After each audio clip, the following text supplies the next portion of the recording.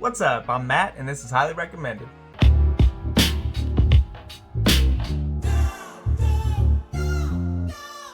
I'm joined today by Matt Mavericks of the band Drifting Roots. Drifting Roots is an original reggae band based out of Central Florida. The band was founded in San Diego, California in 2018 by Matt Mavericks. After establishing musical roots in California, Matt relocated to Florida, where he writes, records, and produces the Drifting Roots music in his home studio in Satellite Beach, Florida. When touring, Matt is joined by Joey Zizzo on bass and vocals and Zach Urich on drums, bringing a high-energy performance with lyrics that stay true to roots reggae. Drifting Roots have shared the stage with artists such as Collie Buddz, Steel Pulse, Julian Marley, The Movement, Mike Love, and Authority Zero. With 2 top 5 iTunes charting albums, Life is Good in 2021 and Meant to Be in 2022, Drifting Roots has also recently dropped a new 5-song EP titled Find a Way. From the East Coast to the West Coast and everywhere in between, Drifting Roots tours relentlessly, sharing their music and spreading love to each city they visit. Matt, thanks for joining me today. What's up, brother? How you doing? Great, man, great. And I thank you for doing this so early in the morning. It's 8 a.m. Thank you for having me. Yeah, it's a little earlier for you. It's 9 here, so Yeah, I'm doing all right. I've already had some coffee. I'm glad you're an early riser. So Matt, in your own words, how do you describe your music? That's a good one to start out with. I guess I first think energetic from my perspective, because the band and I like to have fun on stage and at rehearsal, and there's usually a lot of jumping around and just energy. But when it comes to the writing process, I look at it a little more deep, because I've never been someone that writes, there's nothing wrong with it, but party music or anything like that. I've always been more intentional with deeper thought style writing, and sometimes it comes off very simple and sometimes there's a lot of metaphors. But I think in general, from the fans' point of view, everything that I write and what me and my friends do is just based off friends and family, good values, and I don't know, it is reggae, so definitely smoking weed a little bit and just having a good time and enjoying your life and doing what you love every single day. That's the biggest message for sure. Yeah, you left out positivity, but I feel like there's always seems like there's positivity that comes through in your music, and a lot of it. I think that's why, in general, I love reggae at its core, and why, as much as we might be a different style and a different dose of it, reggae is the music that I choose to play and write to, is because it's so positive. It's hard to leave a show in a bad mood or listen to a reggae song and be in a bad mood. So I genuinely love all the nice positivity that comes from all of it. Yeah, and you can still get, more, you can get deeper messages out there through the music, but it's always, the positive spin on life is always something that I appreciate from the style of music too. Same with me. I love other styles of music, but reggae has a way of just kind of calming the mind compared to some other things for me. Absolutely.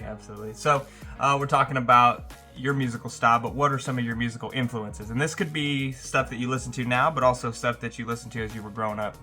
One of the biggest bands that inspired me with reggae in general and kind of got me wanting to play guitar was the Expendables.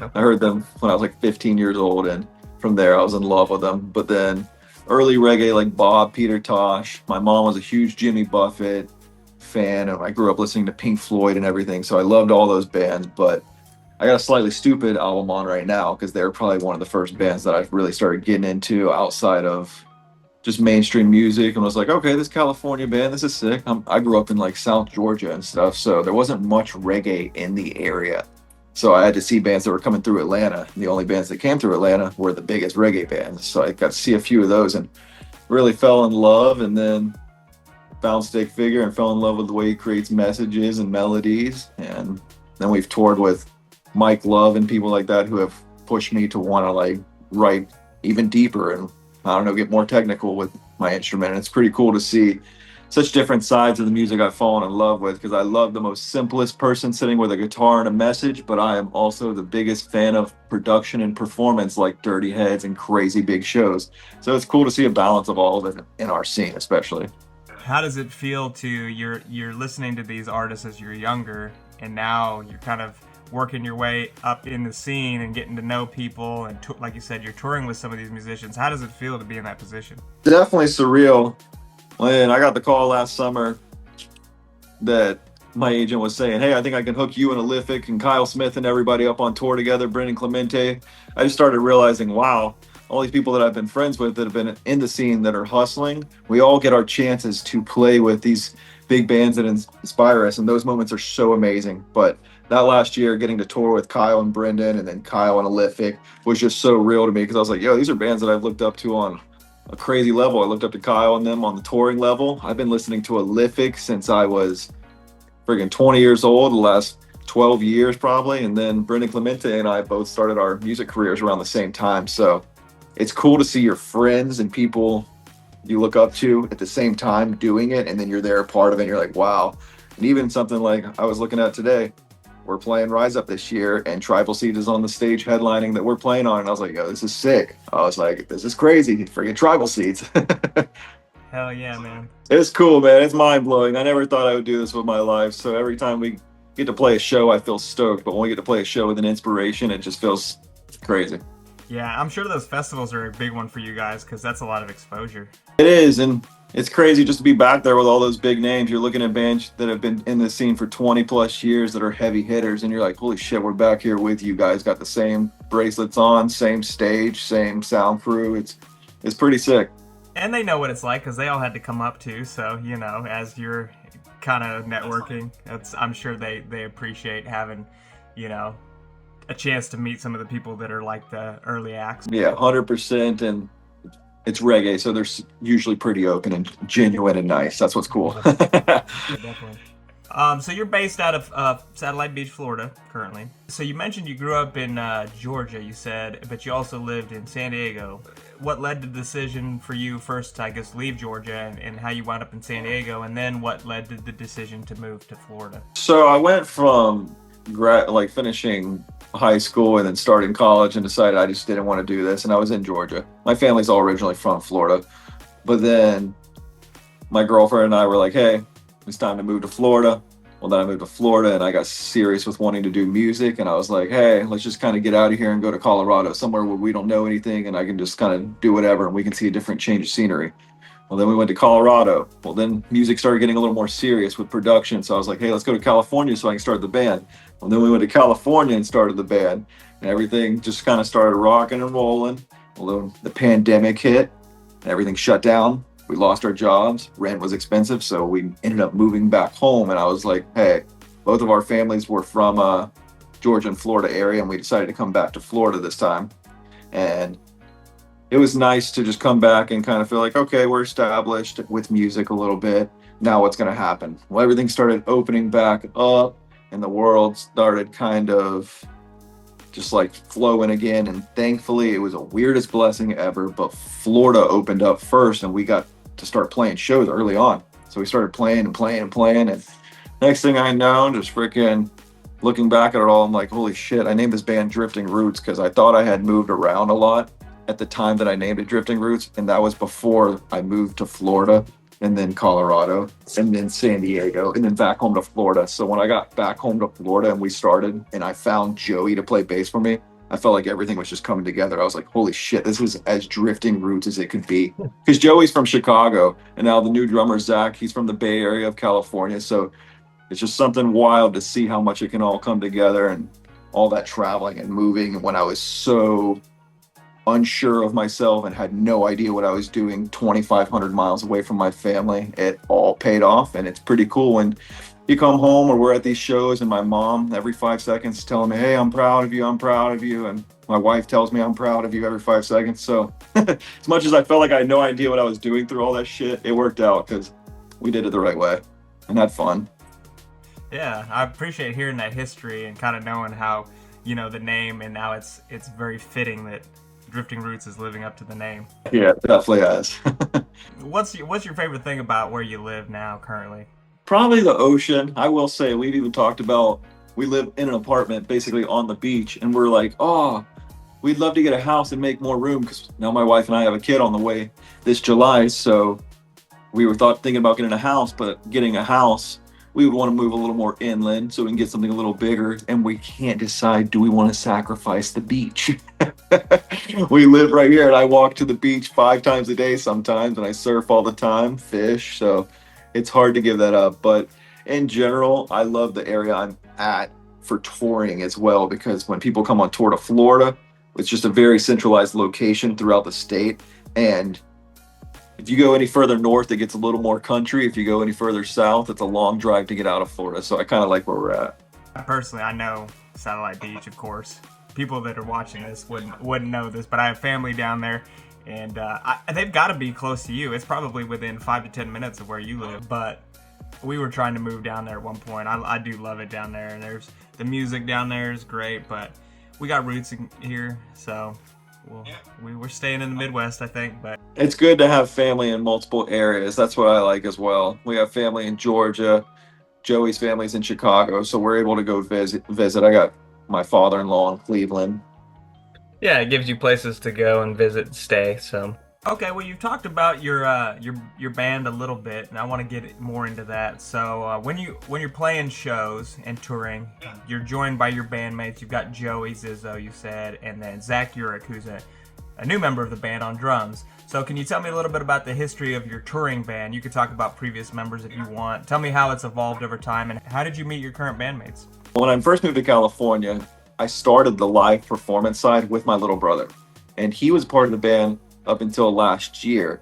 We started as a two-piece when we were in California for like the first 3 years, and then when we came to Florida, Joey had just moved here from Chicago, and we linked up on social media, and I invited him out to a show. He came out to the show, and I kept just throwing him on stage on the mic on the spot without giving him a warning, and he was getting the crowd hype every time, and I was like, hey, I like this energy. And at that time, he was just producing music. He didn't even play bass. He just had this energy about him that I was like, yo, this shit is infectious. You have a vibe. I can tell you're hustling, producing music and writing all these new songs. So I told him, I was like, yo, you should play bass for me. I'm like, come on the road with us. And he was kind of like, oh, we'll figure it out, maybe. And he just kept coming to shows. Well, then I kept telling him, you should play bass. Before I knew it, we went to the store. He got a bass, and he's been crushing it on bass the past 5 years. And he's learned so much so fast. He goes by Zion, Z-E-I-O-N. He's got a solo project with a bunch of music out, 2 full albums, working on his 3rd, produces for a bunch of people. It's just been a fun journey together, linking up. And then about last year in February, my little brother decided, hey, I wanted to kind of chill out on the touring aspect, have something a little more stable, try something different in life. He's been kind of in the touring game since he was 17, so it was a big shock to me and Joey, but I respected him totally. He's my little brother, so it's like hard to like want to argue on something like that. It's like I feel you. I feel you. It sucks, but I feel you. So kind of like let me take a step back in a big aspect too, with something I needed, because we were touring nonstop at that point in time. It was like big shows, little shows, anything in between that we could do to book as many shows as we could, because we're just an independent band trying to make ourselves known. And took that step back. We had some tours coming up, and luckily I found Jacob to play some guitar for the tours, Jordan to fill in on drums. And I've kind of just been looking for someone that can fill the position on drums that I'm looking for. Yes to all the shows, making sure they're learning the parts when they're not with us and stuff. And I searched through Florida for a while, and I know a lot of musicians. So I had a lot of people. I had a list of probably 200 drummers of people I know. And there's no's for so many different reasons. Joey and I have a very specific formula with this touring thing. It's not a traditional, hey, get in the van with a bunch of stinky guys and have a fucking, we'll just sleep wherever. We're a little prima donna, a little prissy, because we've done this and done it the hard way. And now we know what the smooth way is, that we make sure we are on top of every little thing. So we were looking for someone that is in that flow of like wanting to be productive and take this as a job, not just playing music. And Zach, when I found some of his videos, I sent him a message, and he was kind of looking for a band to fill in with, or looking for someone to actually tour with. And I hit him up. He started sending me videos of our songs without me even asking, and it really impressed me. So we got him on board with us for all the shows this year. We've already bought so many plane tickets for all of us. We this year have more plane tickets bought for Drifting Roots than we have in the last 3 years combined so far. So we're doing something right. It's flowing. And I can honestly say, from the day that I started writing the music in a bedroom and wanted to play it live, I never thought that I would go through all these changes, live in all these different places, experience so many things that I've experienced that have taught me so many lessons. But it's really really cool. I feel incredibly blessed to do this for a living and to be able to say, yeah, I play my guitar and I write original music. That's shit that, like, if you'd have told me 5, 10 years ago, yo, you'd be doing this, I would literally say, what the fuck are you talking about? I was bartending with the dream of making music in a bedroom, and I don't know. Big shout out to Hunter, Oracle Sound Studios, my producer, for fucking helping me always take it to the next level. And the biggest thanks to motherfucking Tim Azzy, my agent, my fucking one of my best friends, kind of manager that has given me so much advice over the years and helped all this shit come together, because it definitely takes a team. Because when the highs are high, it is so nice. But when the lows are low, it's a whole team of everybody taking a hit together. So it's cool. Big experience, and I'm very thankful to be kind of inside all of it. Hell yeah, man. That's really cool to hear all that evolution. Have you toured yet with Zach then, or is he brand new? Is this going to be like... This is our first tour with Zach, and we're doing the Roots of Creation shows in Florida, which is all acoustic. So today we're going into the rehearsal studio to do a double rehearsal for our California shows and Arizona shows, and then our rehearsal acoustic for our Florida shows starting tomorrow. I hope that you guys all jive and it all goes smoothly, but you know, they're new band members, probably gonna be some learning there, but I thought there would be a little more. This dude has been drumming to my music more than anyone I've ever seen, sending me so many videos. And the coolest part about, I will say, social media and everything nowadays is you can look so far into someone's stuff before you even pick up the phone. So like, I saw videos of Zach and he had a Star Wars like hoodie on and stuff, and I was like, all right, well, we're both into Star Wars. So it's funny how just the smallest things let you know we have similar interests. Well, then you both start realizing, oh, we both skateboard. Okay, so from here, we both love reggae music. There's not too many things we could be different on. So that's where, when you really meet someone in person, you're like, all right, we're cool on all these things. There's only a few more things to work out. And half the time, it's so natural. It was natural with Jacob, Jordan, my brother, Joey. As long as you love music, take showers, and smoke pot, being in a reggae band is not that bad. You don't even have to smoke. You don't even have to smoke, but you got to play the music and take showers. Dude, a shower daily is like critical, man. Especially when you're on the road, like you said. Let's talk about your creative process. So, how do you begin your process of writing new music? And do you have like a particular routine or environment that helps you get in that creative mindset? Yeah, I like to clean the house and know the whole house is clean and like really feeling good, because a lot of times when I'm creating new beats or new songs, I blast the sound system and I just walk around the house kind of while I'm writing, and I'm smoking and just walking around. But honestly, I just like sitting down and knowing, hey, the studio's clean. Every little thing that I need to have done is done. Once I have all my stuff in life handled, the studio sessions feel clear and it feels like, hey, I'm really diving into creativity. But sometimes it can be the wildest week ever and creativity will also just turn on. And I'm very thankful my wife had, like, she really learned to see that and respects when, hey, he just walked in the studio, I can tell he, in this moment, is doing something, and she just sees, like, the creativity's on right now, just closes the door, kind of lets me have, sometimes it's 20 minutes. I just need to get in there and just lay something down that I hear, and it's taking a balance being in a relationship. She's never had a problem with it, but I probably had a problem with, oh, we're unloading groceries right now. Hold on. My brain is like, it's like getting sidetracked. So for me, having all my shit in my life balanced, so I have the time to sit down and just let my mind wander, that's kind of what I need. That's funny. I wonder how many people have that same thing, because I know I do, like exactly what you just said. Yeah. Even now, my desk is a little cluttered, but, you know, before I go, like, it's different making videos and stuff, but there's similar creative, you know, process. It definitely, totally is, yeah. And I have to do, I like, if there's dishes sitting in the sink or I got like dirty laundry and stuff, I'm like, I just have to take care of that, because it's get that stuff. And then once everything seems in order, you know, you get the zen. Especially when you sit down and do videos or music or anything, it's a long, lengthy process. And by the time you're done, you're tired and just don't want to do anything. I feel like you're just like, okay, whew, I'm done. I'm sure there's a lot of artists that are the opposite. They're just chaotic. And, you know, like my son is very artistic, very talented artist in terms of drawing, so disorganized and messy. You know, he doesn't care. He can be like surrounded by piles of things and it doesn't bother him, but we're on the other end of the spectrum. Well, okay, so let's switch to some personal stuff. You kind of brought this up, but I wanted to touch on this. So you talked about your wife and you're expecting a baby So congratulations, first of all. We're stoked. In July, I get to become a father of a boy, so that's pretty sick. Okay. Yeah, I was gonna ask you if you, so it's a baby boy. How has your wife been feeling through the pregnancy? Is she doing all right?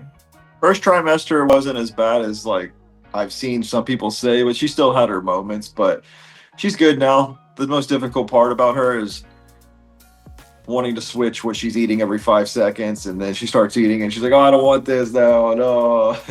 But it's been smooth and she's been handling it with grace, so it's cool to watch. First child, there's gonna be lots of learning there. My first son was almost 13 years ago at this point. That's awesome, bro. That's awesome. So I'm about to have a teenager this year. It's crazy. That's cool. But we were recently looking back at some videos of when they're real little. It's just so different. Fun times, but yeah, you'll have your hands full for a while. I'm sure. I'm sure. So what are you doing to become a parent? Are you reading any books? You got resources? How are you getting yourself prepared? And you know what's funny is I see some things and I'm getting reminded.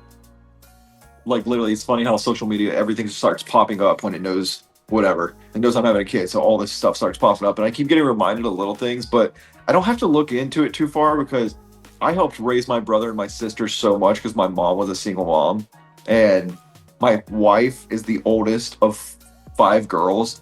So we have had our fair share of changing diapers, raising kids, helping out. So we have had all this time, just the two of us, for 12 years. And I said, oh, we're gonna have a kid now. This is crazy. Like all our years of raising our brothers and sisters. I was like, I'm kind of glad I had to go through all that because it's paid off. Like I kind of have some experience, but at the same time, we're about to take on a whole new venture. So I'm excited, not too nervous, just a little nervous out of excitement, just like ready. It's funny that you kind of mentioned that as you were helping raise your siblings and your wife in the same position, because if I look at people that I know who were the opposite and they never had to, they had no experience with kids growing up, then they get to this point where they become a parent and they're so shocked. They just, oh my God, I can't believe this kid's always crying, always changing diapers, and they just don't get it. I'm like, have you never been around little kids or babies? And sometimes they have. People like that, yeah. No, I can't imagine how much of a shock that is if you haven't experienced it prior. Yeah. Oh, I mean, you could just see, like, before the kid arrives, they say things like they have all these plans of things they're going to do, even when the baby comes. Oh, we're going to do this and that. And then the baby gets there and they don't do any of that stuff. Correct. Yeah. I was a little bit in the middle. I was not prepared to have a kid at a young age, but, I figured it out. I'm pretty adaptable. So. For sure. That's life. Yeah. And those are good things. There's pros and cons to that side, no matter what. Yeah, exactly. Well, you know what, man? I'm gonna keep in touch with you, and we'll see how the things progress once once he's here, and we'll see how you're feeling and stuff. But I hope everything goes well during the rest of the pregnancy and on. So, thank you, man. Why don't you tell me a little bit about what upcoming projects do you have? Tell me a little bit about the tours that you've got coming on. You can dive a little deeper on the tours that you mentioned earlier, or if you have collaborations or anything, feel free to share any of that. Yeah, I got a few different songs that I'm pitching to friends. I guess I won't say it yet because they're not finalized, but some pretty big artists that are friends of mine. It's been crazy just the idea of sending these songs because I'm like, wow, these are artists that I've looked up to for a long time, and now I'm calling them my friends, and I got their phone numbers, so I'm super excited. And then we have Root to Creation tour this week. We have a week off. Then we head to Cali in Arizona for some headline dates, linking up with Skylar Lutz, and then linking up with the Simkin Project in San Diego. And then come back, we have Reggae Rise Up. And then we have Jerry Spring Break Tiki Fest going on in Daytona Beach area. And then we have some stuff in April I can't announce yet. It's all getting finalized, but big Florida name that we're going to be doing a show with, so I'm super excited. And then we have Kicking It in the Sticks out in Texas in May. And then from there, we're kind of booking other stuff and filling up the schedule, but there's some stuff I can't say still. And then the biggest thing coming up before I have a kid is the Kyle Smith tour on the East Coast for June. Super stoked. We have 4 shows in the Northeast, and then we're going to announce some more, but super excited. I love touring with Kyle. They are one of those bands that make us feel like rock stars every time we tour with them. They treat us like kings. It doesn't feel like you're touring with a band that's bigger than you and like they're keeping stuff separate. Everything's like, hey, we're just one huge crew and family working together to put on the sickest show we can for our fans. And I love it. So lots of good things in the work. It's cool. Another big thanks to my agent, Tim. I'm having a kid this year, and to see we have multiple festivals, fly dates, tours, and all this stuff lined up all over the country. It's nuts. I don't know how we're making it work, but we are. And I'm super thankful for my friends, my family, and everyone that's there, because I hit my moments of getting stressed every now and then, and I call them and I'm like, hey, should I be doing this? Is this what I'm doing? And everybody, it's the same answer every time. Keep going, bro. You got it. And I love it. Yeah, definitely, man. And with that kind of passion, things will work out, you know?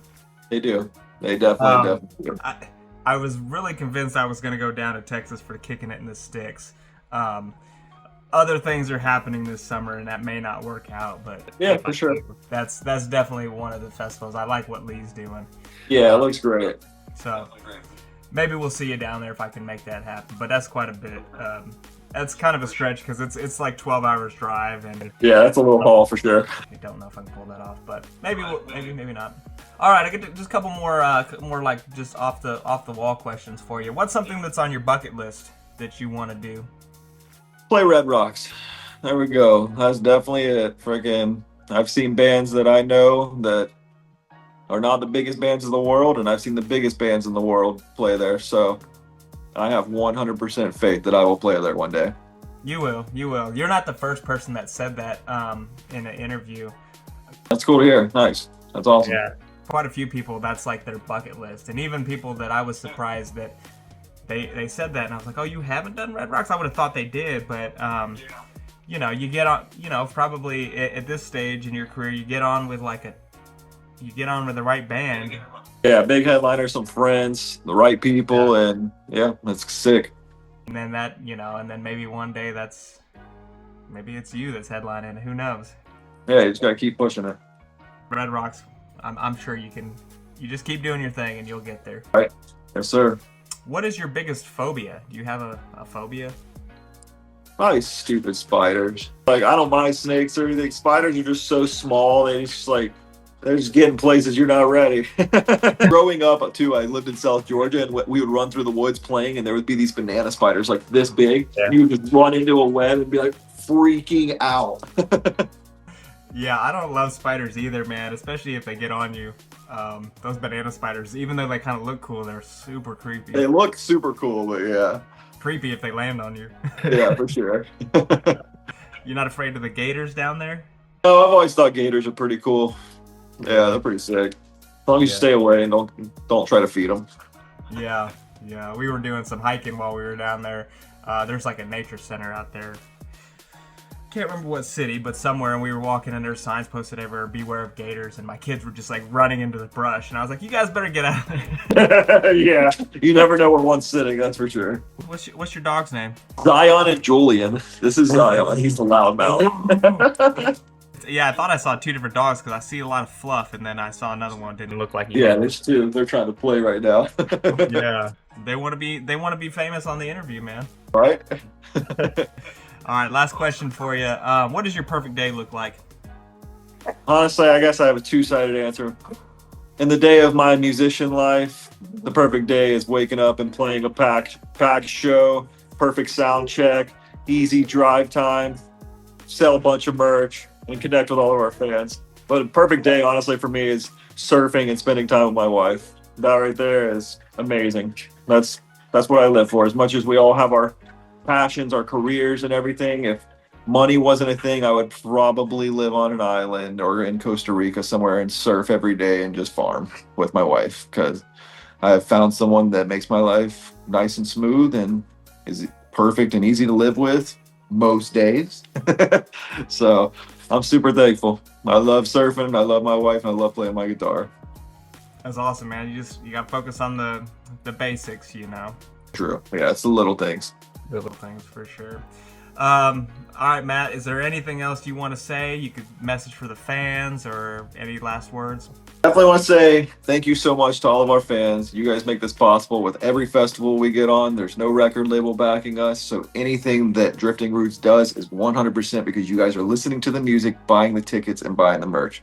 So for real, thank you for supporting me, my entire team, my family, my friends. Thank you, everybody. And a big fucking respect. And thank you to Highly Recommended. I've been watching the videos and watching the progression. Matt's killing it. I love it. From the t-shirt videos to everything you've been doing, bro. They're so sick, and it really helps little bands like us grow in the scene. So thank you, bro. I appreciate it. Of course, man. I appreciate your support too, and I love sharing, music, and it's nice to be able to feel like you're helping somebody get their music out there. I appreciate it. You definitely are helping, and from the video to the way you set the whole thing up, it's professional and super sick. So thank you for making it a good experience. I appreciate it.